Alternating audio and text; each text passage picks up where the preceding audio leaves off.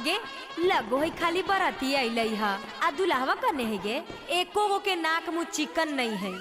अजी आई है दुल्हावा देखला। अच्छा इहे हखिन दुल्हवा और दुल्हवा के बप्पा कने है गे। औ की है गे तोरा नहीं जाना रहलो जे ललका पगड़िया बांधले हुए ना दुल्हवा के बप्पा है। आ हाउ देख लड़कवा के भईवा हौ जौन पटर पटर बोलो हो। आएंगे त तीनों के मुँहवा तीन नियन है एको गो के त मुँहवा नहीं मिले हो गे। अजी तोहनी सब कौची पटपटा रहा लो की बोले ले चाहो बोला। आजी सुन भो बड़ी गरान लगतो सुन हा